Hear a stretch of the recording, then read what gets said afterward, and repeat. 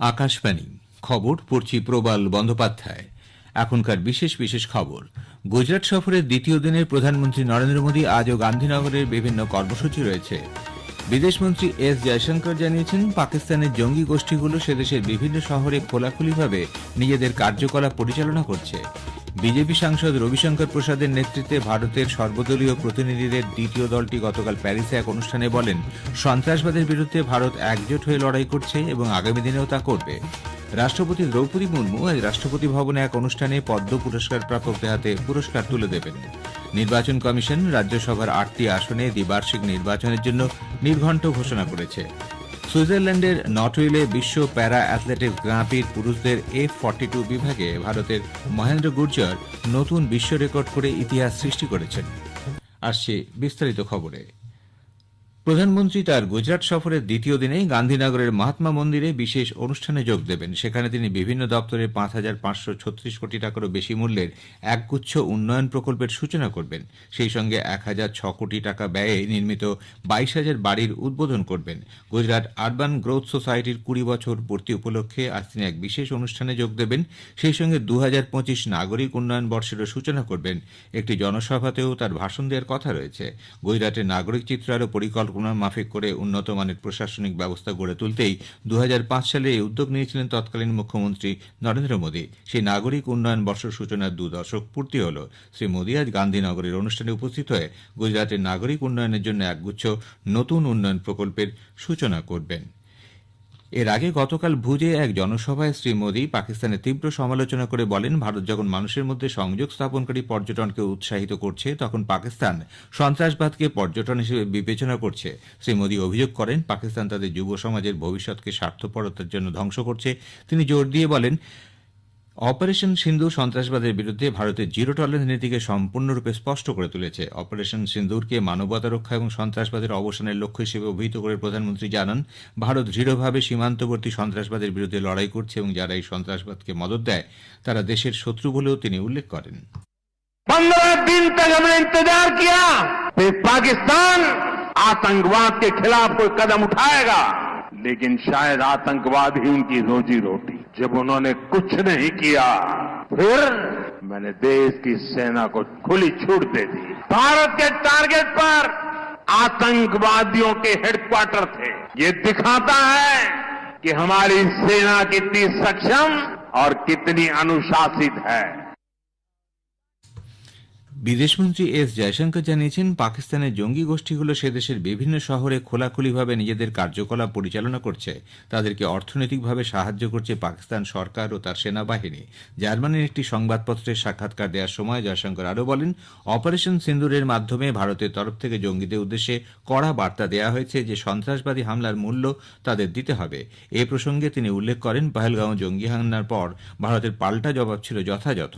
পাকিস্তানের আকাশ নিরাপত্তা ব্যবস্থা যে ভারত নিষ্ক্রিয় করে দিতে পারে তা স্পষ্টভাবে বুঝিয়ে দেওয়া হয়েছে।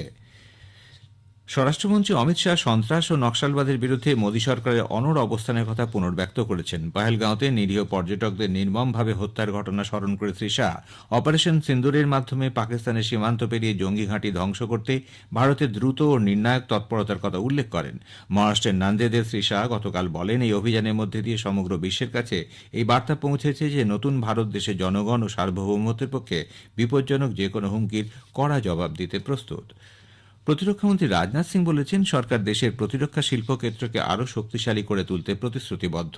সেই সঙ্গে প্রতিরক্ষা ক্ষেত্রে রাষ্ট্রায়ত্ত সংস্থা ডিপিএসইউগুলি যাতে বিভিন্ন প্রতিযোগিতামূলক চ্যালেঞ্জের সফলভাবে মোকাবিলা করতে পারে সেই লক্ষ্যেও সব রকমের প্রয়াস চালানো হচ্ছে। প্রতিরক্ষামন্ত্রী গতকাল নতুন দিল্লিতে 8টি ডিপিএসইউ এর কাজের অগ্রগতি পর্যালোচনা করেন।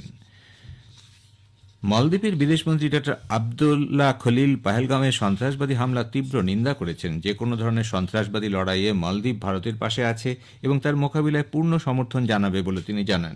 ড খলিল 3 দিনের সফরে ভারতে এসেছেন। এই সফরে তিনি বিদেশমন্ত্রী ড এস জয়শঙ্করের সঙ্গে আলোচনা করেছেন। উভয় পক্ষে পরস্পরের স্বার্থ সংশ্লিষ্ট বিভিন্ন বিষয় নিয়ে আলোচনা হয়।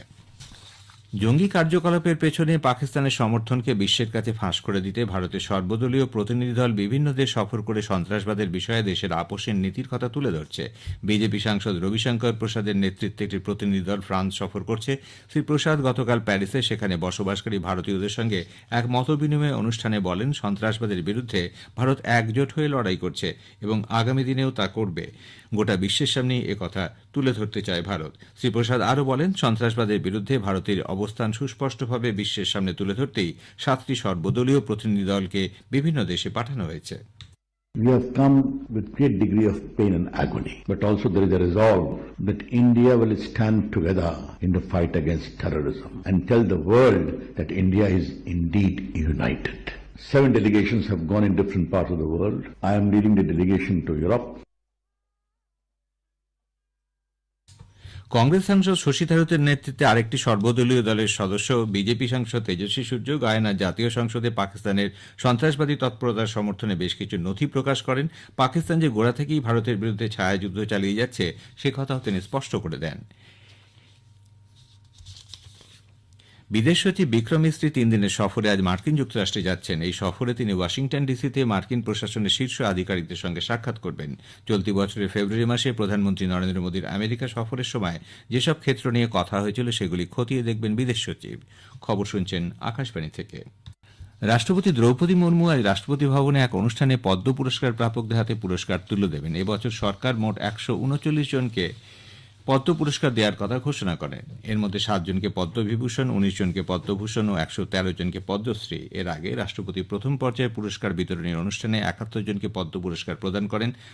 আজ তিনি 68 জনকে এই পুরস্কারে ভূষিত করবেন। রাষ্ট্রপতি গতরাতে রাষ্ট্রপতি ভবনের কালচারাল সেন্টারে সুপ্রিম কোর্টের নতুন প্রধান বিচারপতি ভূষণ রামকৃষ্ণ গাভায়ের সম্মানে এক ভোজসভার আয়োজন করেন। এই অনুষ্ঠানে উপস্থিত ছিলেন উপরাষ্ট্রপতি জগদীপ ধনকর, লোকসভার অধ্যক্ষ ওম বিড়লা, প্রতিরক্ষামন্ত্রী রাজনাথ সিং, বিদেশমন্ত্রী এস জয়শঙ্কর সহ অন্যান্য বিশিষ্ট ব্যক্তিবর্গ। প্রধানমন্ত্রী নরেন্দ্র মোদী বিগত দশকে ভারতের মধু শিল্পক্ষেত্রে রূপান্তরের উপর গুরুত্ব আরোপ করেছেন। আকাশবাণীতে তার মাসিক বেতার অনুষ্ঠান মন কি বাতে গত রবিবার তিনি বলেন, দেশে মধু উৎপাদন উল্লেখযোগ্যভাবে 60% বৃদ্ধি পেয়েছে। ছত্তিশগড়ের কোরিয়া জেলার মৌমাছি সংরক্ষণের সাফল্যের দৃষ্টান্ত তুলে ধরেন তিনি। নির্বাচন কমিশন রাজ্যসভার 8টি আসনে দ্বিবার্ষিক নির্বাচনের জন্য নির্ঘণ্ট ঘোষণা করেছে। এর মধ্যে 6টি আসন তামিলনাড়ুর ও 2টি অসমের। এই 8টি আসনে ভোট নেওয়া হবে 19 জুন। এর জন্য আনুষ্ঠানিক বিজ্ঞপ্তি জারি করা হবে আগামী সোমবার 2রা জুন। 19 জুনেই ভোট গ্রহণের পর ভোট গণনা করা হবে। উল্লেখ্য, রাজ্যসভার এই 8 জন সাংসদের কার্যকালের মেয়াদ শেষ হচ্ছে জুন এবং জুলাই মাসে। নদিয়ার কালীগঞ্জ বিধানসভা কেন্দ্রের উপনির্বাচনের বিজ্ঞপ্তি জারির মধ্যে দিয়ে মনোনয়নপত্র জমা নেওয়ার কাজ শুরু হয়েছে। চলবে আগামী সোমবার 2রা জুন পর্যন্ত। পরের দিন অর্থাৎ 23রা জুন মনোনয়নপত্রগুলি পরীক্ষা করে দেখা হবে। নাম প্রত্যাহারের শেষ দিন 5ই জুন। উপজাতি বিষয়ক দপ্তরের মন্ত্রী জুয়েল ওরাও আদিবাসী সম্প্রদায়ের উন্নয়নে সরকারের নিরবিচ্ছিন্ন প্রচেষ্টার কথা তুলে ধরেছেন। এই প্রসঙ্গে তিনি তাদের আর্থসামাজিক অবস্থার পরিবর্তন ঘটাতে বিগত 10 বছরে সরকারের গুরুত্বপূর্ণ উদ্যোগসমূহের উল্লেখ করেন। কর্ণাটক উপকূল, কোঙ্কণ, গোয়া ও মহারাষ্ট্রের মধ্যভাগে আজ ভারী থেকে অতি ভারী বৃষ্টির পূর্বাভাস দিয়েছে ভারতীয় আবহাওয়া দপ্তর। আগামী 2-3 দিনের মধ্যে গাঙ্গেয় পশ্চিমবঙ্গ, কেরালা, ছত্তিশগড়, আন্দামান নিকোবর দ্বীপপুঞ্জে ভারী বৃষ্টিপাতের সম্ভাবনা।